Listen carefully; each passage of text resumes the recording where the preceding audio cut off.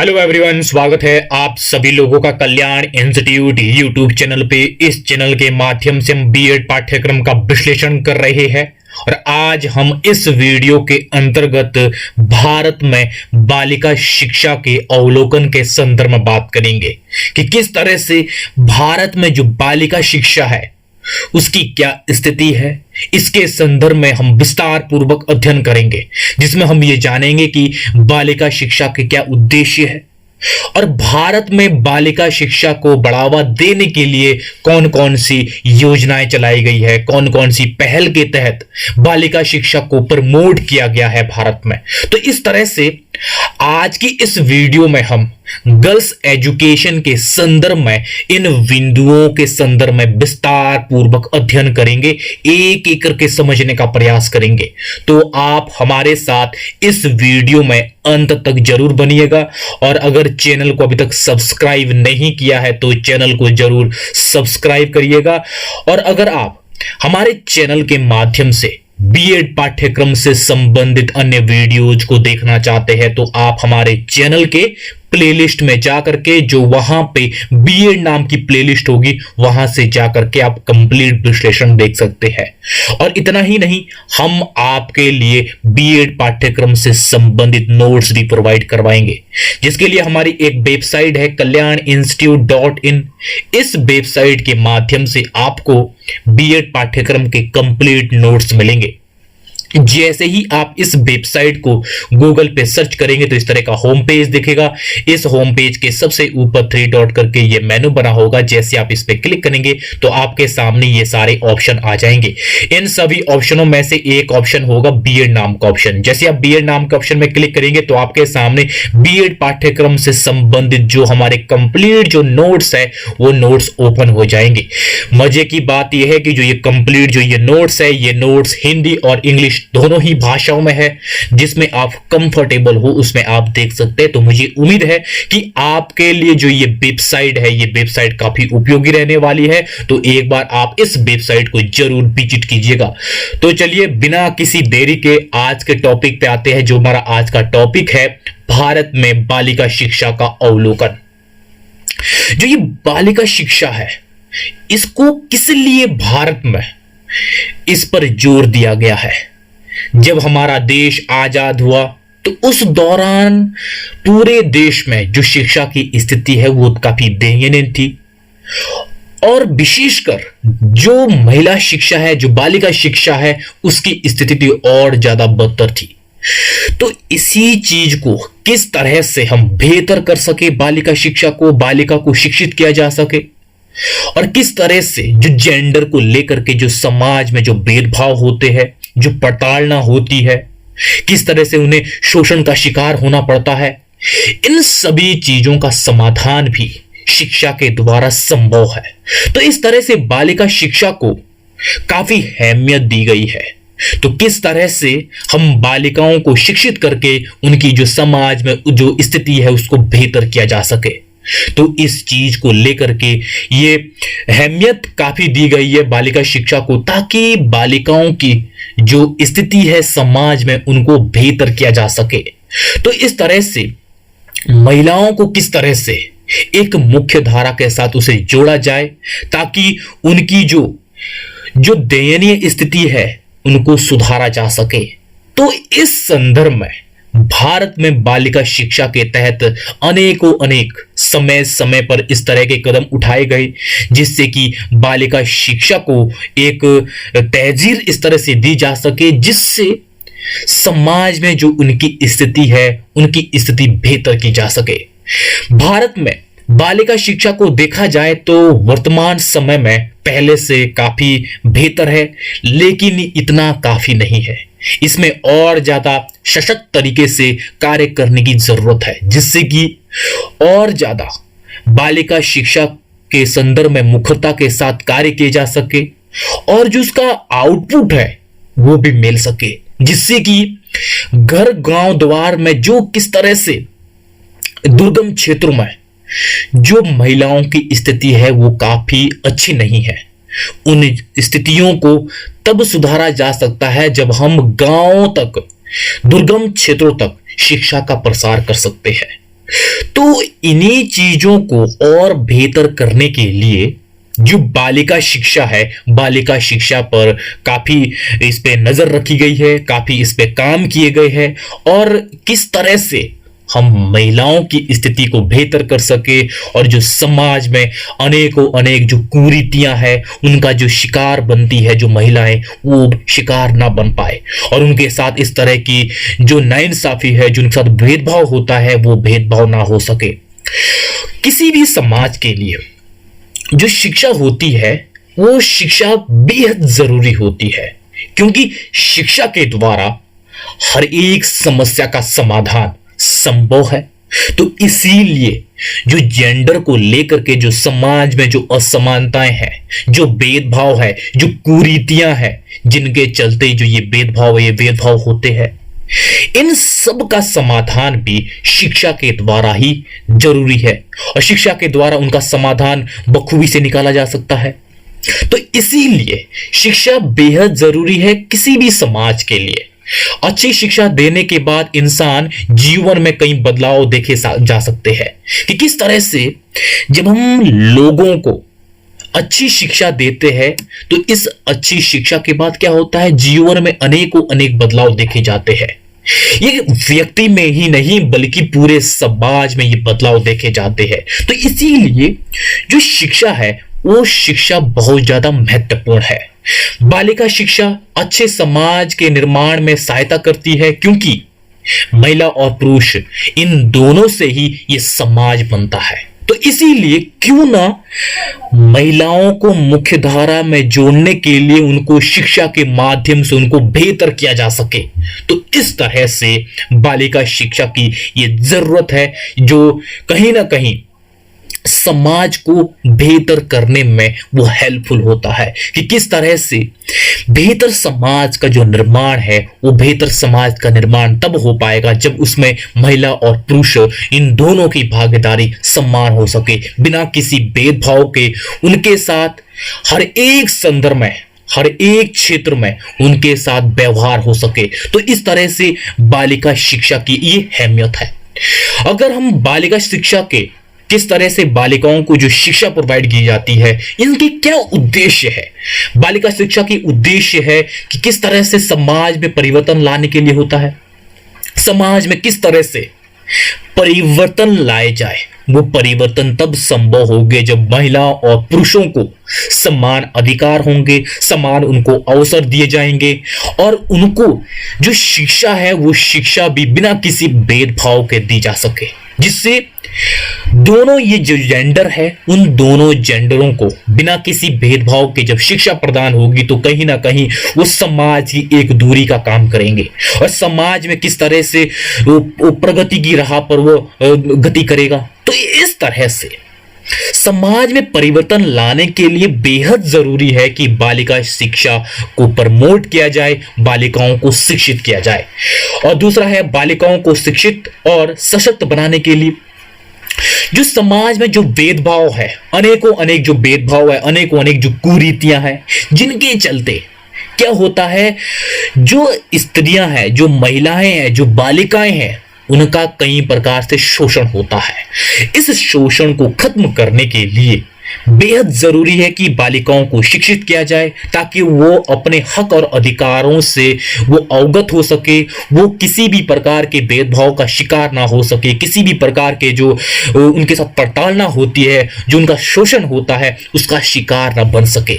तो इस तरह से बालिकाओं को शिक्षा के माध्यम से सशक्त किया जा सकता है, जिससे कि वो आर्थिक क्षेत्र है, आर्थिक क्षेत्र में भी जो उनका हक है वो हक वो ले सके।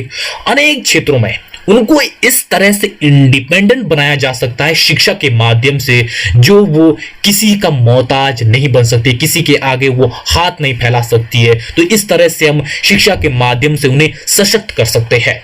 और तीसरा है बालिकाओं को आत्मनिर्भर बनाने के लिए। आत्मनिर्भर इस तरह से कि किस तरह से जो समाज में जो भेदभाव होते हैं, अनेक कुरीतियों के चलते जो समाज में जो धारणाएं होती है कि जो महिलाएं पुरुष पर डिपेंड होगी, वो इंडिपेंडेंट नहीं हो सकती है। तो जो ये मिथ्या है, इस मिथ्या को हम शिक्षा के माध्यम से दूर कर सकते हैं, इस मिथ्या को समाप्त कर सकते हैं, ताकि जो महिलाएं हैं वो घर से बाहर अपने आप वो कार्य कर सके, वो घर के बाहर किसी भी क्षेत्र में वो कार्य कर सकती है, वो सशक्त हो सकती है, वो अपने आप वो निर्भर हो सकती है, वो इंडिपेंडेंट हो सकती है। तो इस संदर्भ में भी जो शिक्षा है वो शिक्षा का काफी महत्वपूर्ण रोल होता है। अगर हम बालिका शिक्षा को प्रमोट करेंगे, बालिकाओं को शिक्षित करेंगे, तो कहीं ना कहीं हम बालिकाओं को आत्मनिर्भर बना पाएंगे। तो इस तरह से ये इसका उद्देश्य है बालिका शिक्षा का। और चौथा है बाहरी और आंतरिक समस्याओं का हल। कि किस तरह से जो परिवार में भी महिलाओं के साथ अनेक समस्याएं होती है, जिसके चलते कई बार वो जो अपने हक और अधिकार उनकी बात नहीं रख पाती है, आवाज नहीं उठा पाती है। और समाज में भी किस तरह से उनका साथ जो भेदभाव होते हैं, जो उनके हक और अधिकार छीने जाते हैं।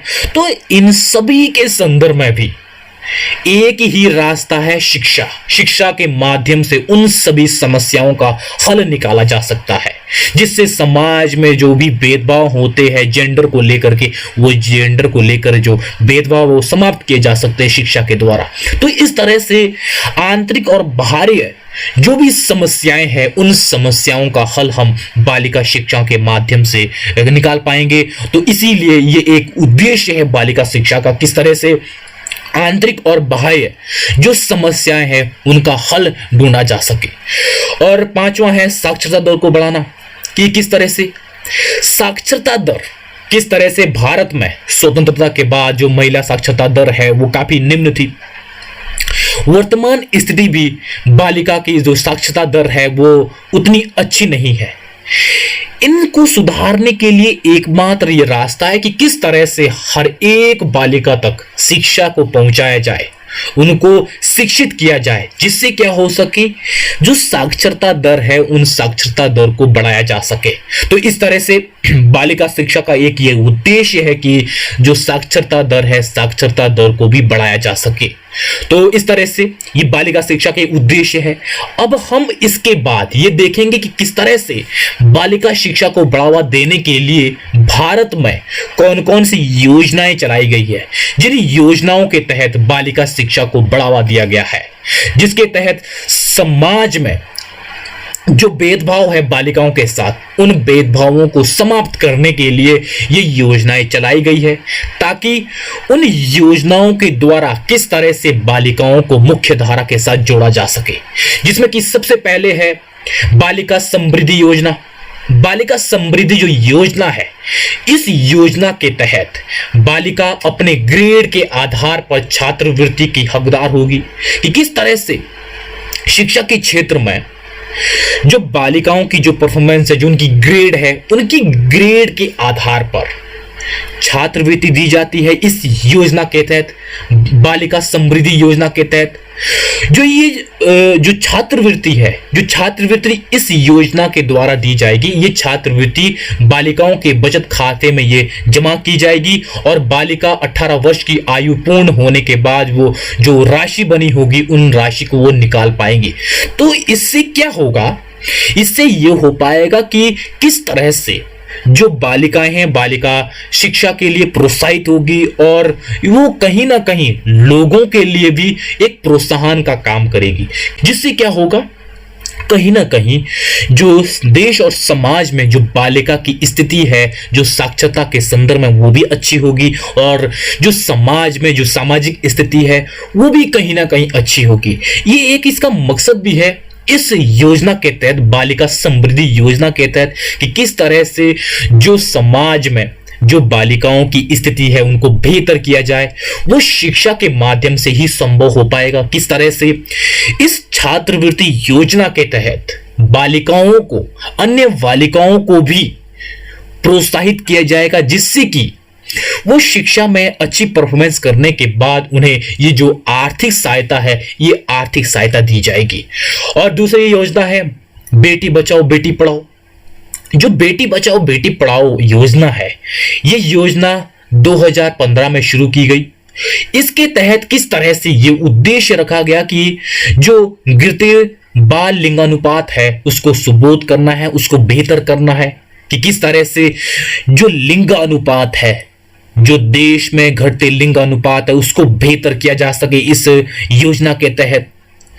और बालिकाओं के महत्व के बारे में जो जागरूकता है वो पैदा करना है, वो भी इस योजना के तहत ये उद्देश्य रखा गया। और बालिकाओं को उच्च शिक्षा के लिए प्रोत्साहित करना था कि किस तरह से इस योजना के तहत बेटी बचाओ बेटी पढ़ाओ, जिसमें कि लिंग अनुपात को बेहतर करना था, और किस तरह से जो जेंडर को लेकर के, जो बालिकाओं को लेकर के जो उनके महत्व की जो भी योजना है उनके संदर्भ में जागरूकता पैदा करना है। और बालिकाओं को उच्च शिक्षा के लिए प्रोत्साहित करना भी इस योजना का उद्देश्य था, जिस योजना को 2015 में शुरू किया गया, बेटी बचाओ बेटी पढ़ाओ। और कस्तूरबा गांधी बालिका विद्यालय योजना, बालिकाओं को जो उच्च प्राथमिक शिक्षा है उसके लिए लोगों को प्रोत्साहित करना है, और किस तरह से बेहतर शिक्षा इस योजना के तहत प्रदान करनी है बालिकाओं को। और जो ये योजना है, इस योजना को 2004 में शुरू किया गया कि किस तरह से इस योजना के माध्यम से विशेषकर अनुसूचित जाति, अनुसूचित जनजाति, अन्य पिछड़े वर्ग, अल्पसंख्यक समुदायों से संबंधित जो लड़कियां हैं उन्हें उच्च प्राथमिक स्तर की जो शिक्षा है उन्हें मुक्त आवासीय विद्यालय सुविधा प्रदान करनी थी। कि किस तरह से जो उच्च प्राथमिक स्तर की जो शिक्षा है उन शिक्षा को मुक्त आवासीय विद्यालय सुविधा के तहत प्रदान करनी है, जिससे क्या हो सके, जो विशेषकर जो वंचित वर्ग के जो महिलाएं हैं, जो बालिकाएं हैं, उन्हें मुक्त शिक्षा प्रदान करनी है, साथ ही साथ उन्हें आवासीय सुविधा भी इसके तहत प्रदान की गई है। तो इस तरह से जो कस्तूरबा गांधी योजना है, इस योजना के तहत ये प्रयास किया गया कि किस तरह से अनुसूचित जाति, अनुसूचित जनजाति, अन्य पिछड़ा वर्ग और अल्पसंख्यक समुदाय की जो बालिकाएं हैं उन बालिकाओं के लिए तो मुक्त आवासीय विद्यालय सुविधाएं हैं, उन सुविधाओं को इस योजना के तहत प्रदान किया गया है, ताकि समाज में किस तरह से ये जो वंचित वर्ग है, इन वंचित वर्ग की जो बालिकाएं हैं उनको शिक्षित किया जा सके, उनको जो प्राथमिक स्तर की जो शिक्षा है, वो प्राथमिक स्तर की जो शिक्षा है वो बेहतर तरीके से प्रदान की जा सके। और चौथा है गौरा देवी कन्याधन योजना। ये किस तरह से जो ये योजना है गौरा देवी कन्याधन योजना, ये योजना उत्तराखंड सरकार के द्वारा 2017 में ये शुरू की गई। इस योजना का उद्देश्य यह था कि बालिकाओं को आर्थिक सहायता प्रदान करके और उन्हें सशक्त करना है। किस तरह से सशक्तिकरण करना है बालिकाओं का इस योजना के तहत, ये इस तरह से होगा। इस योजना के तहत जो बीपीएल है, बीपीएल घर की जो भी बालिकाएं हैं और एससी, एसटी, ईडब्ल्यूएस वर्ग की जो भी बालिकाएं हैं उनको 12वीं पास होने के बाद 50,000 रुपए की आर्थिक सहायता प्रदान की जाएगी इस योजना के तहत। तो इस तरह से आर्थिक सहायता प्रदान करके बालिकाओं को सशक्त किया जाएगा कि किस तरह से बालिकाओं को पढ़ने के लिए प्रोत्साहित किया जाएगा। जो बालिकाएं 12वीं पास करेगी उन्हें 50,000 रुपए की धनराशि दी जाएगी इस गौरा देवी कन्याधन योजना के तहत, ताकि कहीं ना कहीं अन्य जो बालिकाएं हैं उनको भी प्रोत्साहन मिल सके कि वो भी 12वीं तक की जो पढ़ाई है वो पढ़ाई पूरी कर सके। तो इस तरह से इस योजना के तहत ये उद्देश्य रखा गया कि किस तरह से बालिकाओं को शिक्षित किया जाए और अन्य लोगों को भी प्रोत्साहित किया जा सके, ताकि जो प्रत्येक जो बालिकाएं हैं वो 12वीं तक की जो पढ़ाई वो पूरी कर सके, जिससे कि समाज में किस तरह से उनको मुख्य धारा तक जोड़ा जा सके। तो इस तरह से बालिका शिक्षा को बढ़ावा देने के लिए ये सरकार के द्वारा ये प्रमुख योजनाएं हैं। हालांकि अनेक योजनाएं हैं जिनको हम इस संदर्भ में देख सकते हैं कि जो बालिका शिक्षा को प्रमोट करती है, जो बालिकाओं के लिए विशेषकर जो योजनाएं चलाई गई है, ये कुछ प्रमुख योजनाएं हैं जो हमने यहाँ पे देखा है। इसके अलावा भी अनेक योजनाएं हो सकती है। तो इस तरह से इस वीडियो के अंतर्गत हमने ये देखा है कि जो भारत में बालिका शिक्षा का जो अवलोकन है उसके संदर्भ में हमने, जिसमें कि बालिका शिक्षा के क्या उद्देश्य है और बालिका शिक्षा के संदर्भ में भारत में कौन कौन सी प्रमुख योजनाएं चलाई गई है, उन योजनाओं को भी हमने एक एक करके इसके अंतर्गत समझा है, विस्तार पूर्वक समझने का प्रयास किया है। तो मुझे उम्मीद है कि आपके लिए जो ये आज की वीडियो है, ये वीडियो काफी उपयोगी रही होगी। तो मुझे उम्मीद है कि आपने इस चैनल को सब्सक्राइब भी कर दिया होगा। अगर चैनल को अभी भी सब्सक्राइब नहीं किया है तो चैनल को जरूर सब्सक्राइब कर दीजिएगा, जिससे कि हमें और ज्यादा इसी तरह से कंटेंट को क्रिएट करने में मोटिवेशन एवं उत्साह मिलता है। तो आप सभी लोगों का बहुत बहुत शुक्रिया।